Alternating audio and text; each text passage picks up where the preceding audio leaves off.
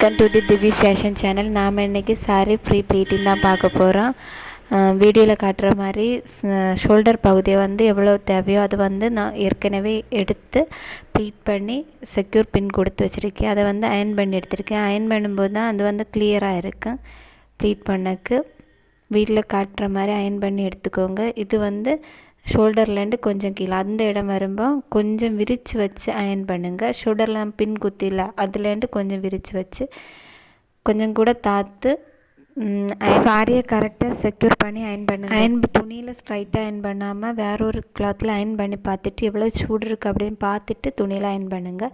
இது வந்து கீழே சென்டரில் நம்ம ப்ளீட் எடுக்கல அதை வந்து எடுத்து வச்சுருக்கேன். அதுலேயும் ஒரு 1/4 இன்ச்சு கேப்பு இந்த நீக்கி அந்த வீட்டில் காட்டுற மாதிரி நம்ம ஷோல்டருக்கு எடுக்கிற மாதிரி ஒன்றுக்கு அடியில் ஒன்றா எடுக்காமல் கொஞ்சம் விரித்து வச்சு எடுங்க. அப்போ தான் நம்ம உடுக்கும்போது அது வந்து கொஞ்சம் விரிஞ்சு பார்க்குறதுக்கு அழகாக இருக்கும். அது வந்து ஃபஸ்ட்டு அதை தேய்ச்சி எடுத்துகிட்டு வீட்டில் காட்டுற மாதிரி மறைச்சி போடுங்க. மறைச்சி போட்டுட்டு அதுக்கு வந்து இது வந்து நடுவில் இருக்க அந்த ப்ளீட்டுக்கு இந்த சைடு அந்த சைடு ஒரே ஒப்பம் மாறுறது மாதிரி நான் வீட்டில் காட்டுறப்ப இந்த சைடு அந்த சென்டரில் வந்து அந்த ப்ளீட்டு வரும். அடுத்து அது 2 சைடும் ஒரே ஒப்பம் மாறுறது மாதிரி சென்டரில் மடக்கி எடுத்துடுங்க. மடக்கும்போது பார்த்து மடக்குங்க. இந்த முக்கியமாட்டு நம்ம சென்டர் வந்து கிளியராக எடுத்தால் மட்டும்தான் என்ன சாரி பாட்ஸ் பண்ணும்போது வந்து பார்க்குறதுக்கு கரெக்டாக அழகாக வரும். அதனால் அதை மடக்கி எடுத்த பிறகு நம்ம வீட்டில் காட்டுற மாதிரி தொங்கலை வந்து நமக்கு எடுத்துடலாம்.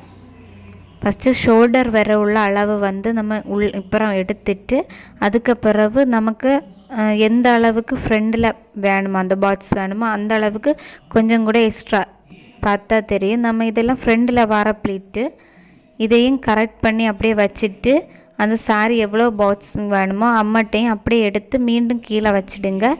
அதுக்கு பிறகு பாக்கி கிடக்குத இந்த சாரியை வந்து அப்படியே அழகாக மடக்கி எடுத்துட்டு அதுலேயே வந்து நம்ம ஃபஸ்ட்டு மடக்கி வச்சுருந்தோம்ல அதிலே வந்து மடக்கி வைங்க. அப்போ கரெக்டாக வந்து பாட்ஸாக கிடைக்கும். மடக்கி எடுத்த பிறகு வந்து சென்டர்லேருந்து எடுக்காமல் 2 சைடும் இப்போ பாருங்கள் அந்த சென்டரில் சாரிக்கு ப்ளீட்டு 2 சைடும் துணி இருக்குது. அதே மாதிரி தான் 2 சைடும் ஃபஸ்ட்டு சின்ன ப்ளீட்டாக எடுங்க. சின்னதாக ஒரு மடக்கு கொடுங்க.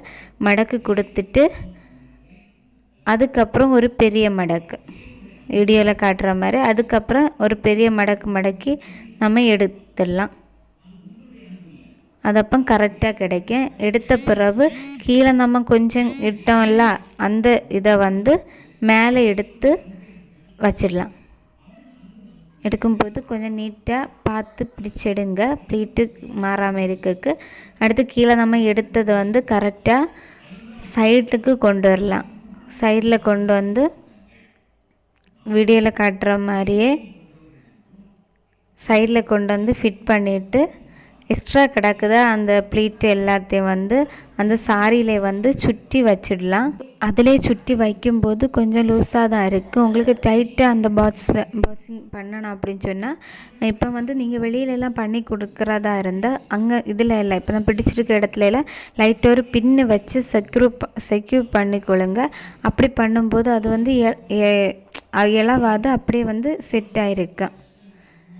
ஃபைனலாக இப்படி தான் இருக்கும். அதை வந்து ஃபுல்லாக சுற்றி எடுத்துடலாம். நமக்கு வீடியோவில் காட்டுற மாதிரி இது சென்டர் எடுத்துகிட்டு அதுக்கப்புறம் பாக்கி இருக்கிற இதெல்லாம் வந்து சுற்றி எடுத்துக்கோங்க. இது என்னோடய 1 டே கிளாஸில் வந்து நான் அட்டென்ட் பண்ணது. எனக்கு புரிஞ்சது மாதிரி உங்களுக்கு சொல்லி தந்திருக்கேன். இதில் இன்னும் இதே மாதிரி பண்ணணும் இல்லை இதில் ஏதாவது டவுட் அப்படி இருந்தால் எனக்கு வந்து கமெண்ட் பண்ணுங்கள். வீடியோ பிடிச்சிருந்தால் சப்ஸ்கிரைப் பண்ணுங்கள்.